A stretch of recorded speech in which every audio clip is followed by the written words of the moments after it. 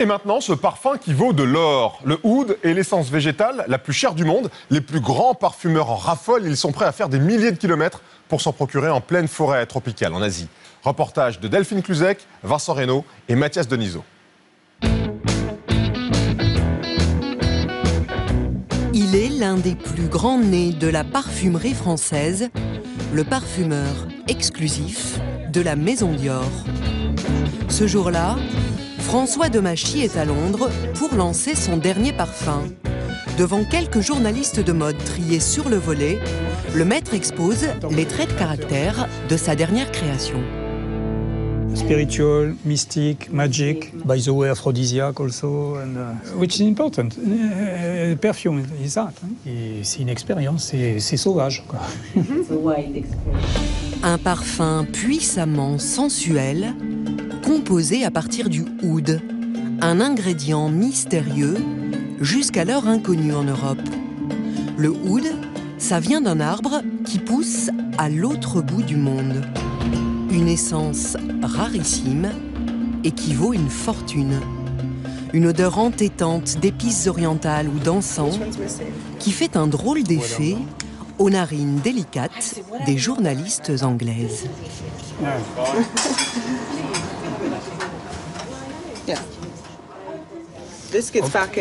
Ça prend à la gorge et ça reste coincé là. Il y a quelque chose d'inexplicable. Yeah, but don't try to explain the perfume. It's just a question of feeling, but it's something between magic and animal. Quand je dis animal, c'est pour pas dire sexuel, quoi. Il y a une expression très qui nous travaille plus profondément uniquement que le nez. C'est la bête, quoi. Lancer un parfum qui sent la bête, le pari peut sembler risqué. Et pourtant, tous les parfumeurs occidentaux s'y mettent. Armani, Caron, The différentes compagnies, Yves Saint Laurent. En 2 ans, ce ne sont pas moins d'une dizaine de fragrances à base de oud qui ont été créées. Il y a quelques années, en France, on ne trouvait ce parfum très prisé par les orientaux que dans 2 parfumeries arabes sur les Champs-Élysées.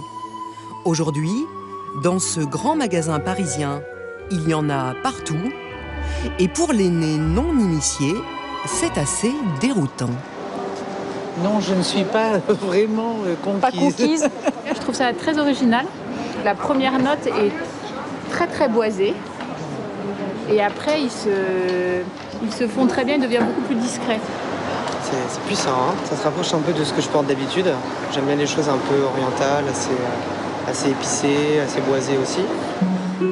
Épicé aussi, les tarifs de ce parfum qu'on dit plus cher que l'or, de 100 à quasiment 500 € la bouteille. Cher parce que rarissime, avant d'arriver ici, le oud a fait un très long voyage. Il faut aller jusqu'en Asie du Sud-Est pour le trouver. Bertrand Duchaufour est parfumeur. Il travaille aujourd'hui à son 3e parfum à base de oud. Il vient en Thaïlande pour tester la dernière récolte de oud. 4 heures de route jusqu'à la frontière cambodgienne. Et au bout de ce chemin en terre, un entrepôt qui ne paye pas de mine, mais qui recèle un trésor, de l'essence de oud présentée dans de simples bouteilles en plastique. Ok. It's very sweet. Wow. C'est quoi le prix? Pour cette bouteille, ça coûte environ 22 000 $. 22,000 US dollars. Ok. Ça veut dire, Bertrand, qu'il y a combien sur la table à peu près? Ah, il y a beaucoup d'argent. On peut dire qu'il y a 80 000 $, même, oui, facilement. Plus de 80 000 $ sur la table, là. Une petite fortune. Même une grosse fortune, ouais. C'est de l'or noir, hein. Ils vendent ça plus cher que l'or, hein.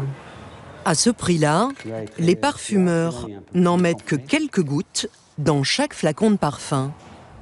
Le oud est rare parce qu'il vient d'une espèce d'arbre protégé, l'Aquilaria, qui ne pousse que dans cette forêt tropicale humide.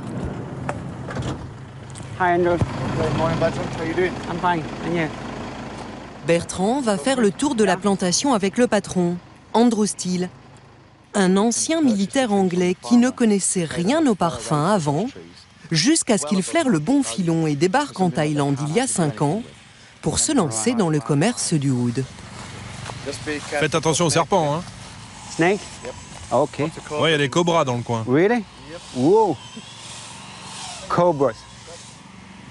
Pour que cet arbre produise du oud, il faut qu'il tombe malade. Et c'est là que les choses se compliquent. La Kilaria ne sécrète une résine odorante que lorsqu'il est infecté par un champignon. En fait, il n'y a que très peu d'arbres qui sont naturellement infectés par ce champignon, cette maladie, et qui produisent la résine pour se défendre contre l'infection, comme un anticorps. Ce que nous faisons, c'est que nous mettons en place un processus artificiel pour obtenir cette résine à tous les coups, sur 100% des arbres. On simule ce qui se passe dans la nature, mais sur un délai beaucoup plus court. La trouvaille exploitée par Andrew Steele, c'est l'idée d'injecter volontairement à l'arbre la bactérie qui va le pousser à développer cette résine parfumée. On le crible de trous, on lui inocule la maladie et on attend 2 ans minimum pour que cette résine noirâtre gagne le tronc. It's a bit like a torture. Non, on ne blesse pas les arbres. On leur donne juste les moyens de se défendre contre l'infection avec leur résine, comme le ferait votre propre corps. Au total, il faut attendre que l'arbre ait 8 à 10 ans avant de pouvoir l'abattre pour récolter la résine odorante qui deviendra du oud.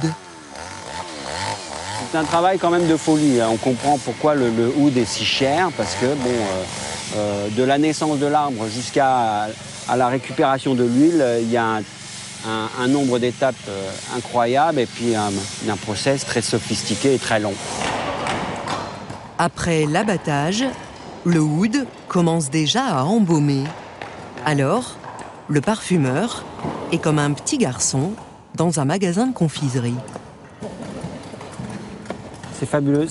C'est presque une odeur, celui-là, il a presque une odeur gustative de pain grillé aussi, de brioche. C'est hallucinant.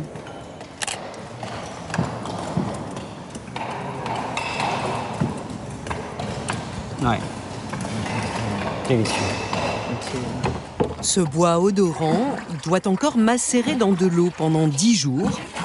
Ça ressemble à une boue brunâtre, mais ça fait le délice de Bertrand. This one is particularly good. Oui, beaucoup plus fort. Celui-là est vraiment très très bon. Il développe plein d'odeurs, plein de facettes. Il a une odeur d'ambre évidente, mais aussi de résine, de notes chyprées, un genre patchouli. Hein. Il est terreux, il est racinaire, il est aussi très légèrement cuiré. On retrouve la note particulière du cypriol. Enfin, c'est fantastique. Fantastique. Mais ce ne sera vraiment du oud qu'après l'étape finale, la distillation. Pour 120 kg de matière première, on récupère au mieux 40 ml d'huile essentielle de oud.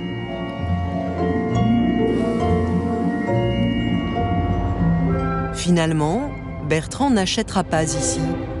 Certes, la qualité est bonne, mais il estime le prix trop élevé. Le oud, une fragrance hors de prix et pas si facile à acclimater aux narines occidentales. Dans le Val-de-Loire, un châtelain s'y essaye depuis plus de 15 ans. Nicolas de Barry est le chantre de la haute parfumerie. Il crée des parfums à base de oud à 1 000 € le flacon et même des parfums sur mesure à 7 000 €. Pour lui, le oud n'est pas seulement un héritage de la culture orientale, mais était inscrit dans l'histoire de France bien avant la mode actuelle. Louis XIV, lorsqu'il était petit enfant, on avait recommandé que son linge soit rincé, donc après lavage, dans une eau parfumée au oud. Son projet, un peu fou, rendre ses lettres de noblesse au oud en créant pas moins d'une dizaine de parfums autour de cette fragrance.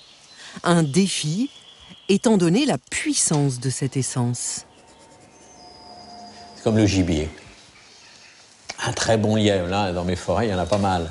C'est délicieux. Mais si vous ne le travaillez pas, c'est quasiment immangeable, tellement c'est fort. Donc, il va falloir lui faire une marinade, etc. Eh bien, pour le oud, je dirais que c'est un peu la même chose. C'est un produit magnifique, mais il va falloir le travailler longtemps.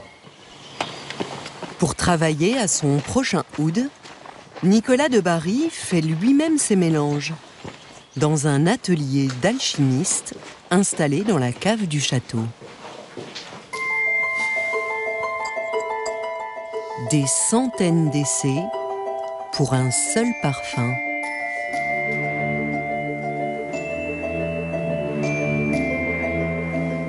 J'ai l'impression que je suis malheureusement sur une fausse piste. Mon idée, qui comme ça, en sentant les choses, paraissait bonne, concrètement, ne va pas dans le bon sens. On a l'impression que le oud, on pourrait mettre de la rose, du jasmin, et que de toute façon, ceci s'intégrera facilement, parce que c'est un produit très complexe et très riche, et c'est un peu le contraire qui se passe. Il est très jaloux dès qu'on essaie d'introduire une autre matière première, où il l'écrase complètement, où l'association ne vient pas à l'évidence. Pourtant, Nicolas de Bari n'hésite pas à faire travailler le oud par de parfaits néophytes.